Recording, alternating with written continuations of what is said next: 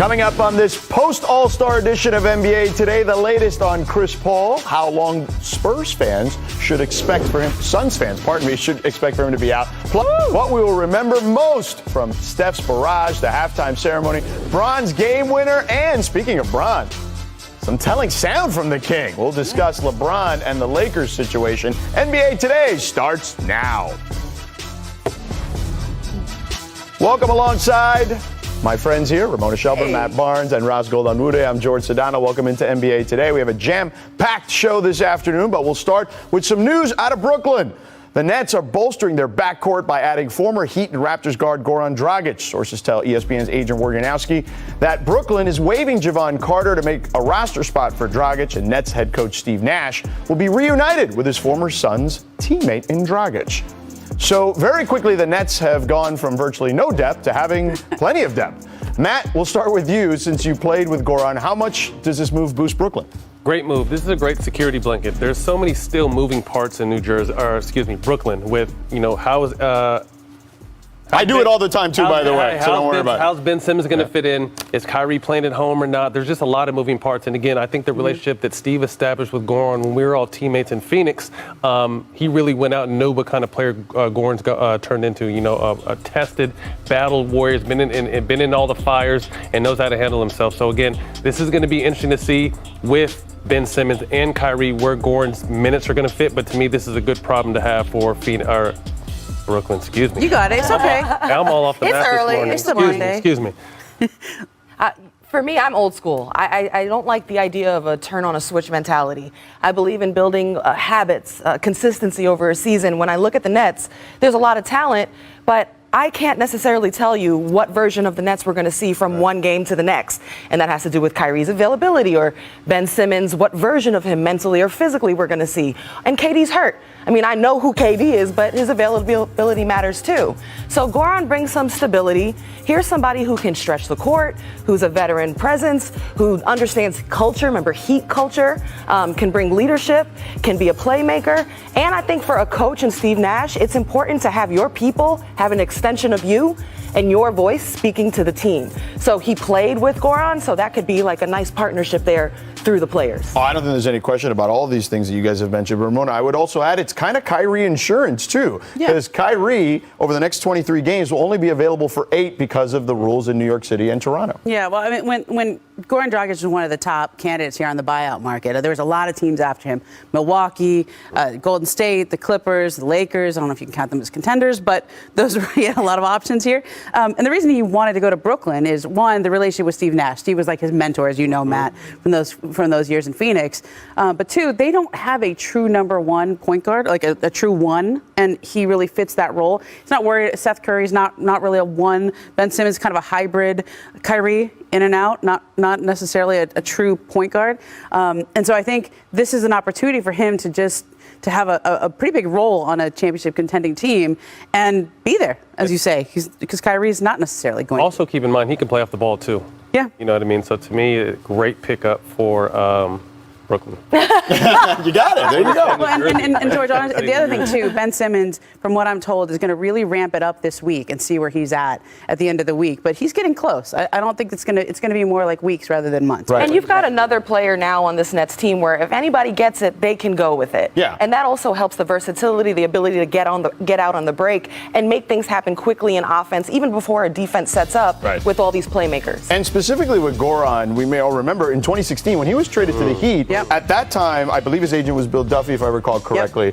And the targets were New York City, any of the New York teams, any of the LA teams, or Miami. So I think that plays a role in this, too, alongside all the things that we've discussed. But a team that had no depth a month ago is very deep now. Yeah. And, again, with a healthy KD and Kyrie figuring his situation out, they put themselves right back where everyone thought they should be to begin with. And this picture behind me, he didn't even play in the Raptors uni. Can we get like a Heat or a Suns jersey or something in there? No, they got to do a returning video when he comes back. One of those salute videos they do for great players. Yeah, for sure. All right. Speaking of the Suns, though, from a couple of former Suns point guards to a current point guard, their point guard, Chris Paul, and the news isn't good with him.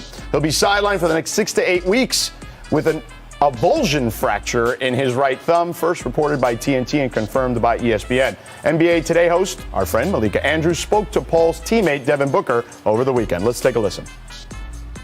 Obviously, you can't, not one person or two people can make up what he does on the court. So everybody just has to give in a little bit more. I got to be a louder speaker, a louder leader. So, you have to pick up everything. I can't pass the ball as well as him. None of us can. But we have to keep the ball popping, keep passing around, make sure everybody's involved. So there's a lot. I like him. All right, you can catch Malika's conversation with Devin Booker and more of the NBA All-Stars all week here on NBA Today. But with Chris Paul not on the court, defenses can focus on Devin Booker. This season, Booker's shots have been contested 97% of the time when Paul isn't playing, which would be the highest mark in the league amongst players with 100 attempts. So, Raz, starting with you, obviously not a season-ending injury, but we'll take them to the brink of the regular season here. So how do you feel this could affect the Suns? I mean, this is not a one-trick pony team in the Suns. This is a team that has been building a winning culture since the 2020 bubble, and they also have a lot of confidence coming from that finals run. So, I was actually at the All-Star game yesterday in Cleveland. I had a chance to talk with Devin Booker. We were watching the top 75 players honored at halftime. I go up to Devin, I said, have you started to think about what that top 100 list might look like? Do you want to be on it? And he said, I've actually started to think. I've already thought about it. I want to be on it. I've talked about it with players. In fact, he was standing next to Luka Doncic and Karl Anthony Towns. And during that moment, he said, I told them, we've got to make the top 100 list. So here's a guy who's saying, I want to take on this challenge. Here's an opportunity to do that with Chris Paul out. And I also think that Devin Booker is tougher than we tend to give him credit for. I think of the guy with the broken nose who was playing in the playoffs. Yeah. I'm high on him, and I think this is an opportunity to show just how strong of a leader he is. Look, campaign's going to be coming back fairly soon. Mm-hmm. They have the depth to do it. They also have young guys who've been learning from Chris Paul for the past 2 years. And they have, as you mentioned, Devin Booker, who, if you don't know Book, he's so respectful of Chris Paul. He has such a respect for him. And when we all talk about who's the MVP of the Suns, I think maybe I jinxed him. I don't know. I was talking about Chris Paul as MVP last week after that game against the Clippers. But Devin Booker's right up in that conversation. And Devin has so much respect for him, he would never say, oh, I'm the MVP. This is time for MVP Book. This is time for Booker to play like we all know he can and not necessarily have to be deferential to his older mentor. This team has created a cushion by how well they played. So for them to go, if they go 500, they'll still win 60 games. So I don't really see them sliding too far in the standings. And I agree with what you guys said. They've been building momentum for this opportunity. But this team doesn't go anywhere without Chris Paul in the playoffs. Okay. With all due respect. That's a good point. Again, regular season, they're fine. Like I said, they can go 12-12 if they have 24 games. I'm not mistaken. That would put them at 60 wins. So I don't see them sliding out of the 1 or 2 position. But Chris is the heart and the soul of this team. And one thing you heard about what Devin Booker said, his leadership. Chris's numbers are still great for his age, but it's the stuff we don't see all the time because I have a chance to play with them where these young players have really bought into who Chris is and his leadership. And that's why he brings out the best in all these guys. So again, you saw this chart, 97% of his shots are, defended when Chris is not on the floor. It's definitely going to take an MVP level Book, but again, they need him in the playoffs to make any kind of noise. To jump in here, though, let's point out, I agree. I don't think without Chris Paul can they get to win a championship. Yeah. However, this Suns team has won key important playoff games without him. So they have the depth, they have the tools to continue to be successful, but I don't think they win a championship without him. I was at the All-Star game. I spoke with Chris Paul before he went on the court, and he actually wanted to just get out there to feel the court. And he had a soft wrap on his hand. He has a hard cast for it. I asked, he's had 4 hand surgeries already, and I asked, how would you assess this injury with that? And he was like, I'm just glad I don't have to get surgery. He told me he cannot move the thumb or the hand at all, and he does have swelling. I actually was concerned. I was like, could you possibly get hurt on the court? What if you hit that hand? And he said he would stay out of the way. But he, has noticeable swelling and can't move it. Yeah, thankfully in the All-Star game, there's not much defense being played until the last couple of minutes of the game. Although I'm sure the Suns were thrilled he was out there. Yeah, probably not. Well, he got so emotional with all the legends. Yeah, he wanted to get on the court. Of course, that makes all the sense in the world. I was nervous watching his All-Star clock is winding down, too. Yeah. Right. With all due respect to his greatness, you never know when your last time time is, so he definitely wanted to touch the court. And here's what I'll add. If you look back last season when he had the shoulder injury, right? Like, there were like 4 or 5 games there. He couldn't even lift his arm above, like, you know, where his shoulder would be. So we know he'll tough it out if he has to come playoff time. All right, still to come, just a couple of kids from Akron showing out in the land, reliving Steph's 50-burger and bronze game winner next. Plus,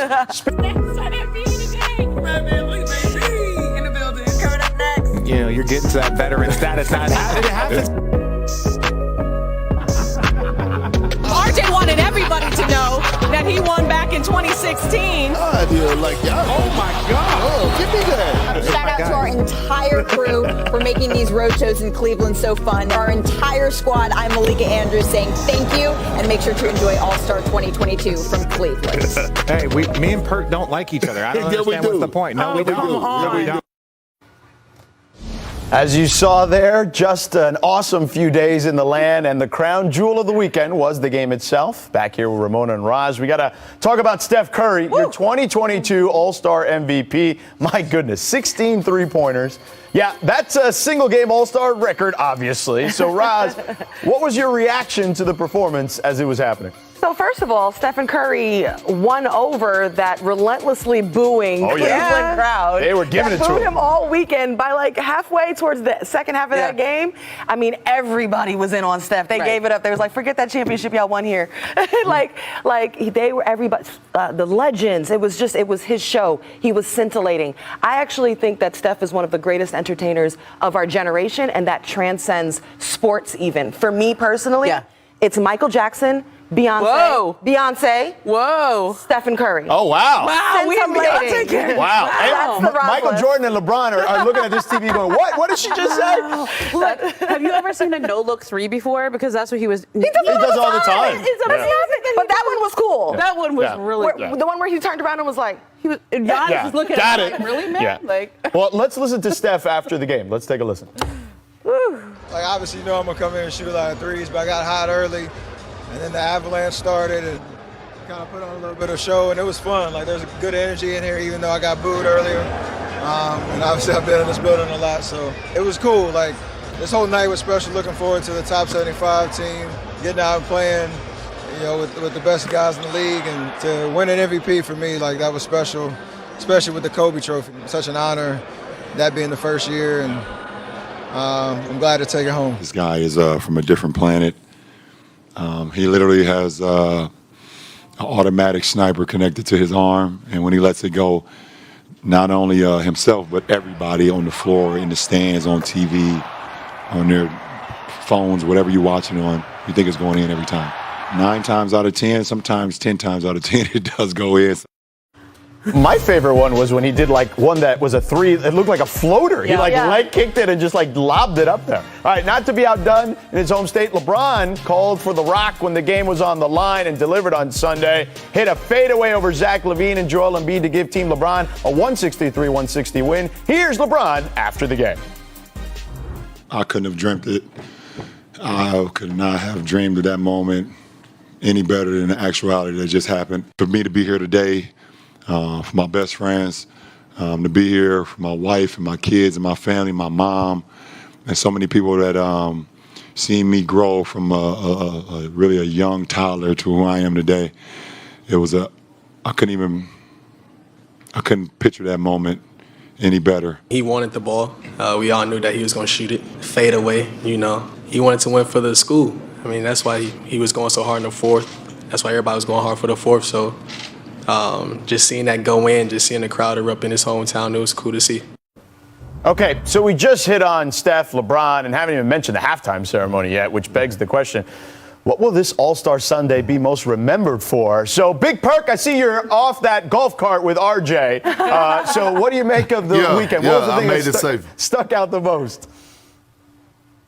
Well, I mean, besides the dunk contest being the worst ever, right, in the history of the NBA, I must say it had to be Steph Curry. Like, when you think about Steph Curry, and I heard Roz talk about, you know, Michael Jackson and Beyonce for his entertainment, but we would never, ever, ever, ever see another Steph Curry in our lifetime. When we talk about the greatest shooter of all time, it would never be another him. And I know we always say, records are made to be broken, and there will be someone 50 years down the line that will come. We always said that somebody will be probably better than Mike. They will have another center better than Shaquille O'Neal. They would never have another Steph Curry. Mm-hmm. And I think what he put on after getting booed and turned those boos into cheers, that showed the definition of the Mamba mentality, and that's the reason he deserved, because of his play and the way that he came and approached it. I applaud him because he deserved that trophy, he earned it, and I just wanted to give him his flowers.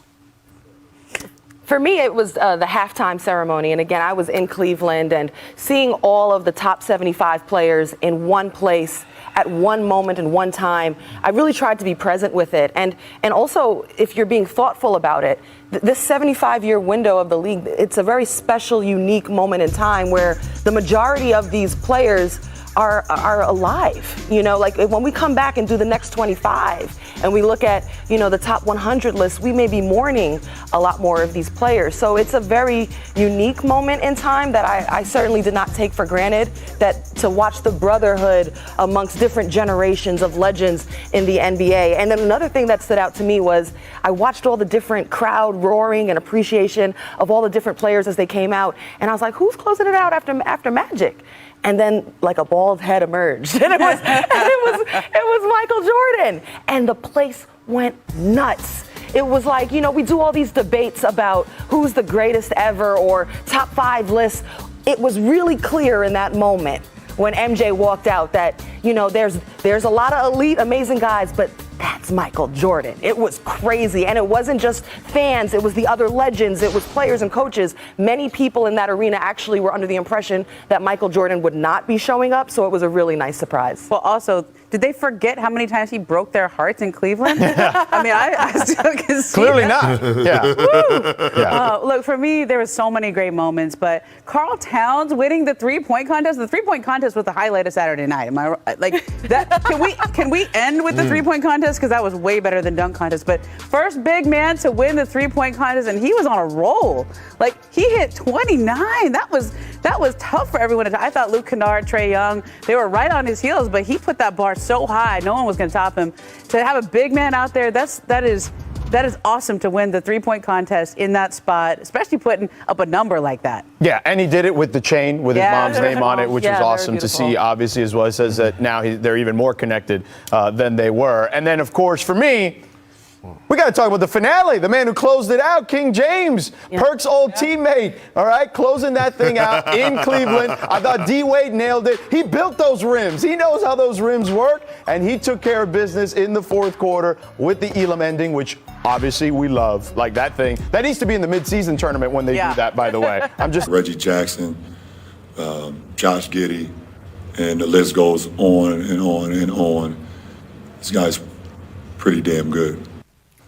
But wait, LeBron didn't stop there. With the All-Star game taking place at his home state and the arena he used to call home, LeBron stuck with the door theme when asked about a possible return to Cleveland. James on that topic said, quote, "The door's not closed on that. I'm not saying I'm coming back and playing. I don't know what my future holds." So much to unpack there. But Ramona, let's start with you. The biggest storyline coming out of the many, many LeBron comments is? Look, it's not so much LeBron saying he could go back to Cleveland. It's this idea that LeBron is frustrated with the Lakers for not making a move at the trade deadline. He's not hiding it. Obviously, he's frustrated with what they did not do at the trade deadline.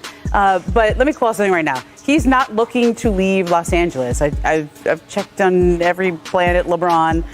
LeBron wants to stay with the Lakers. He's not going anywhere. He just wants them to do more for him. And he's under contract through next year. And this is, part of this is, of course, he signed off on the Russell Westbrook situation. They're trying to make this work. But if you back up, this is not the first time the Lakers have said no to something LeBron wants them to do. Go all the way back to the coaching search before they hired Frank Vogel. Tyronn Lue was his choice. LeBron has a long history with Tyronn Lue. The Lakers did not hire him. Then there was Monty Williams, who they got deep into negotiations with, but Frank Vogel ended up being the choice. Now, LeBron showed up to that press conference. He showed up and supported Frank Vogel. He's fine with it. But you go back in time. This is not the first time the Lakers have said no.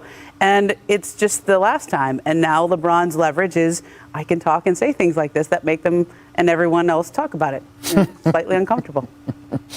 Let me ask you guys this. And Matt, I'll start with you. Does this get, do you feel like this is maybe LeBron saying, hey, I'm drawing the line in the sand here. It's me or him? Because it feels like he's painting Pelinka in a bad light, right? So, Matt, I'll start with you. I think it was kind of a shot at Pelinka with all the praise for Pressey. But at the end of the day, I love the fact that rarely do we get to see a player control his final destination. And if any player ever deserved to do that, I think it's LeBron James. So I love that he's keeping every single door open. He's keeping the Lakers on their toes. He's keeping Cleveland on their toes.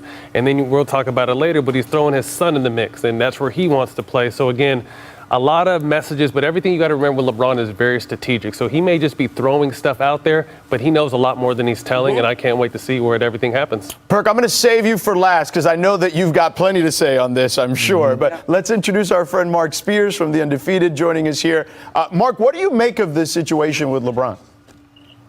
Well, I think Cleveland is playing on it real well, man. When I was at the game, first of all, Perk knows that mural across the street. It was a Nike ad, but LeBron was back on it.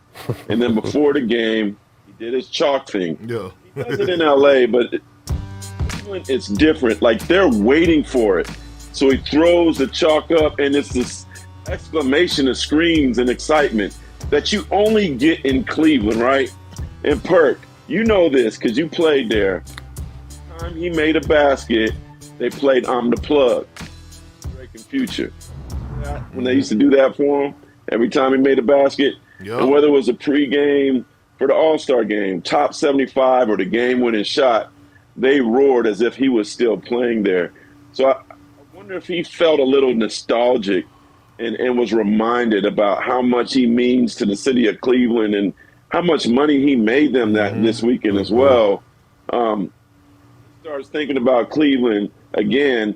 I think this weekend probably will be embedded in his mind. I agree. Look, everybody made great points. Here's one thing that I look at when the first thing is that we hadn't seen LeBron smile that much this entire season since Space Jam, right? He was having a great time in the moment, right? And now it's back to reality, back to the Lakers, back to them struggling, back to them not winning games. But it's a couple of things, right? Yes, he was shooting a shot at Rob Pelinka, but I also thought at that point of time that he was praising Sam Presti, it was a point that he could have made of also praising and giving flowers to Troy Weaver. That's right. I love Sam Presti. Sam Presti definitely have an eye for the game. But at the same time, Troy Weaver was that guy sitting right next to Sam Presti when he named all those guys that were drafted by the Oklahoma City Thunder. And I think when a guy like LeBron James have an opportunity to speak with that has power, and he has an opportunity to speak, especially when we're trying to get, African Americans in those front office jobs as leaders, although Troy Weaver is in a front office job, but it's great to acknowledge him to let the world know that, hey, he's doing the same thing as the other guy. And I thought Braun missed a golden opportunity right there to acknowledge that person in that situation. Ramona, you wanted to weigh in? Yeah, that's a great point, Perk. I was thinking the same thing with Troy Weaver and also Scott Perry, who was in that front office at the same time. They were drafting a lot of those guys. Scott Perry's in New York now. Troy Weaver's in Detroit. The other thing with LeBron and this Lakers team is, look, David McMenamin had a story last week where Rob Pelinka said there's an alignment between the Lakers front office with Anthony Davis and LeBron James in terms of they were on board with this idea that they weren't going to make any moves. There's a difference between telling LeBron or Anthony Davis, we don't have anything, we're trying to get some stuff done, and not getting it done, and them being okay with it.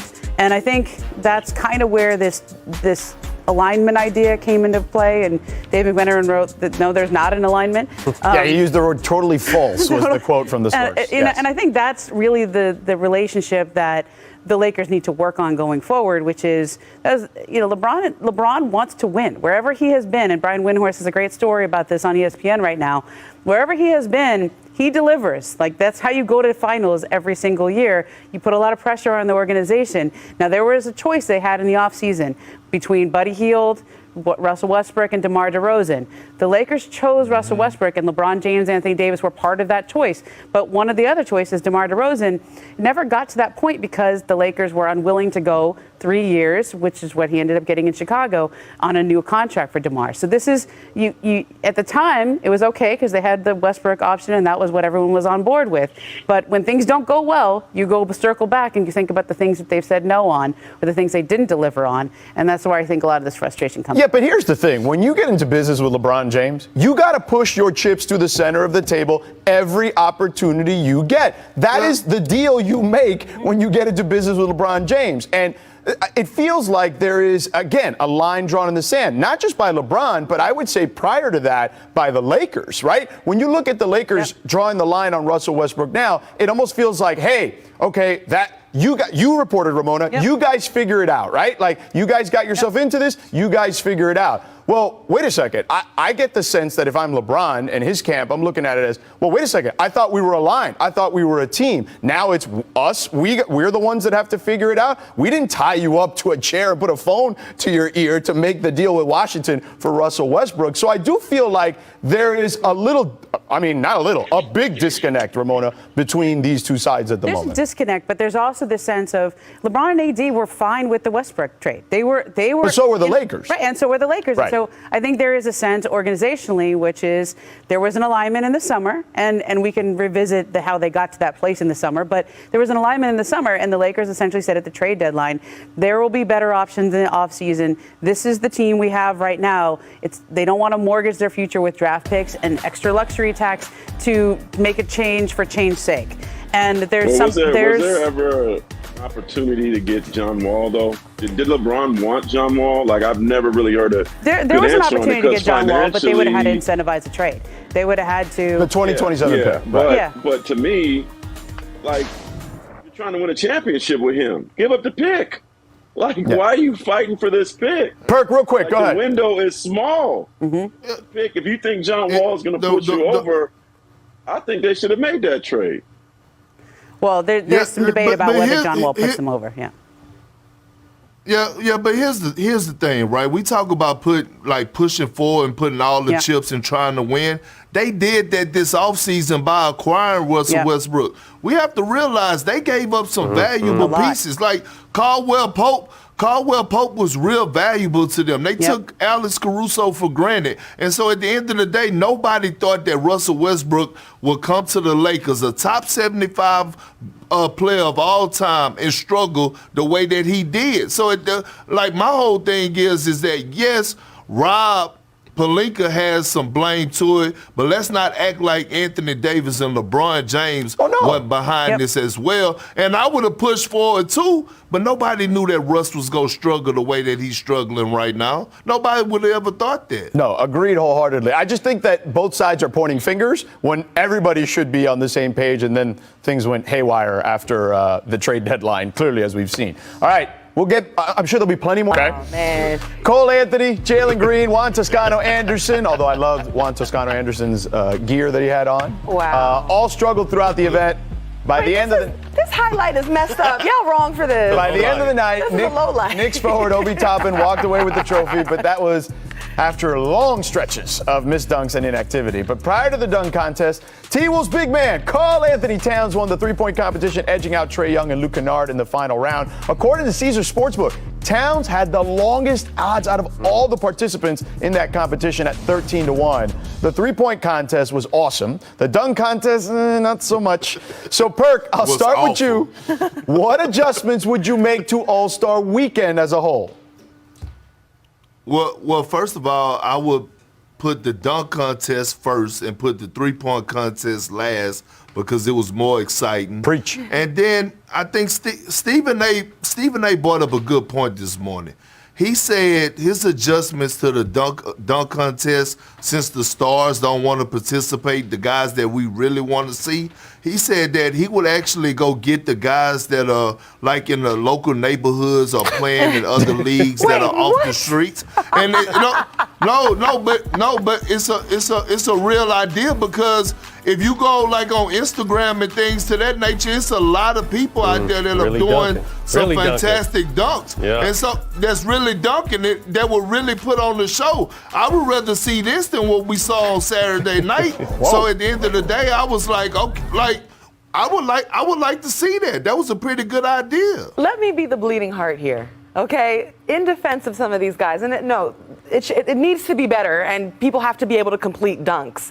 But I spoke with Cole Anthony and a number of the guys, and the hardest part of this is the creativity aspect of coming up with dunks that nobody's seen before. And so these guys are out there trying to come up with like wild new concoctions. I mean, if Jalen Green actually came through on some of those dunks, we would have been mind blown. But so many have been done, so they're struggling to find new ways to excite the crowd instead of maybe going with more doable and simple dunks. I will give a shout out to Cole Anthony, who came out with the Timbs. I'm from Queens, New York. He represented for New Yorkers. I didn't get that, though. You don't know what New York is? No, I get that, but if it was in Madison Square Garden, I got it, but I didn't get it in Where are you Cleveland. from? I'm from California. That's why you don't get it. No, but I That's get why it. you don't But get like, it. But that's the majority of people. That's why you needed somebody on the mic from New York who could explain. No, but Kenny Smith did a good job, I thought. Timbs are He for tried. the culture. He tried. It's very New York. He tried. Like New Yorkers do everything in Timbs. Look at this guy doing the dunk contest. But he in missed Timbs. him. He missed a bunch. Fair. Yeah. Perk, I like the idea because you see a lot of talent, but at the end of the day, I think they have to find a way to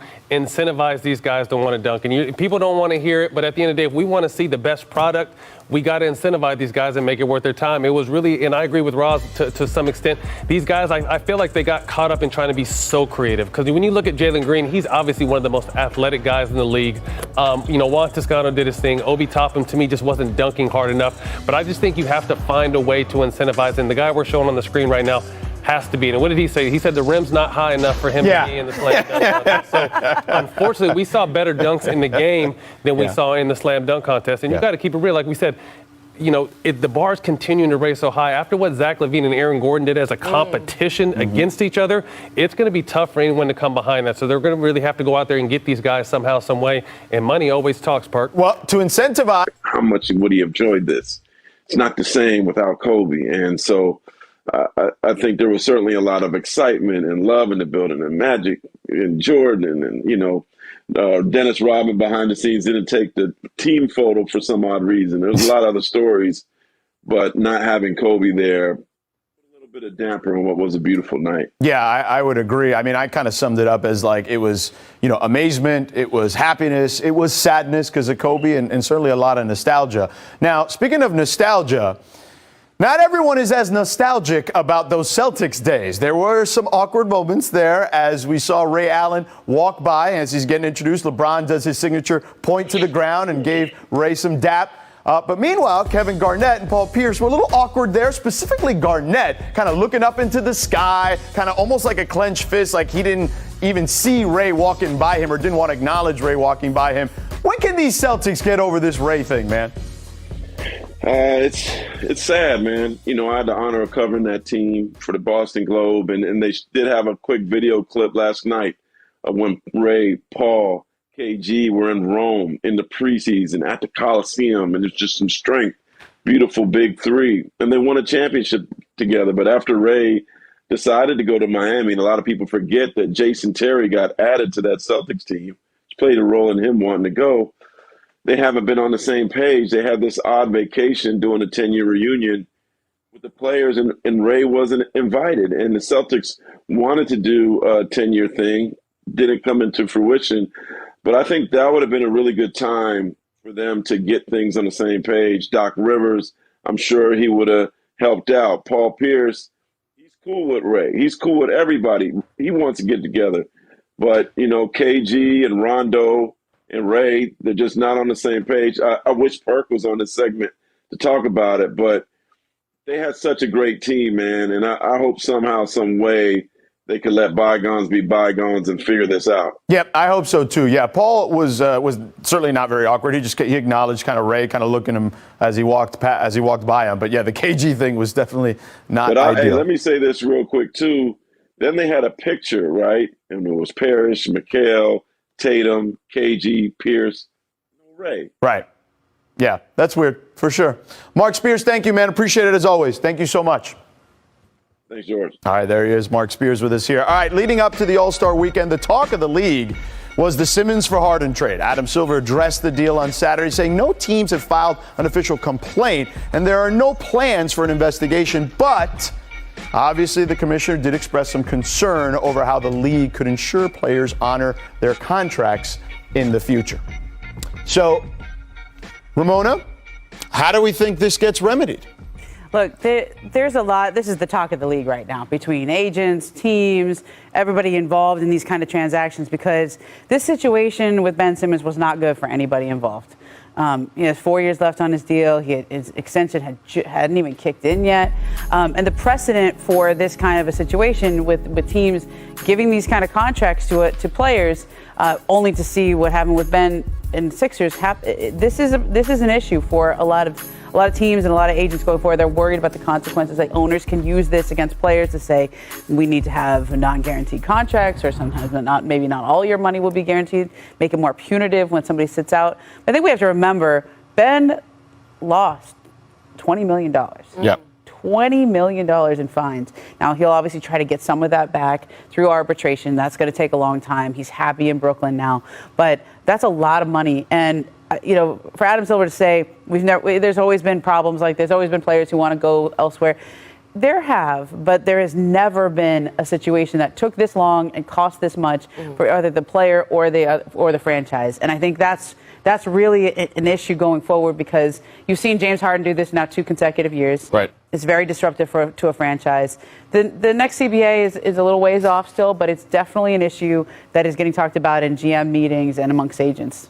For me, I tend to have an inclination to be very sympathetic towards players and athletes. We both played sports, and I know where athletes often are coming from. It's also worthwhile to mention and to discuss the truth that you make a long-term commitment to an organization, and now if you are a true superstar, they have built the entire team, the roster, all of the plans, not just for this season, but for the next few years out around you. If you break that contract, it could set a franchise back for years to get over that. And also, it's other players deciding, I'm going to go join that team because I believe in such guy. I think they have a future. We're going to build this together.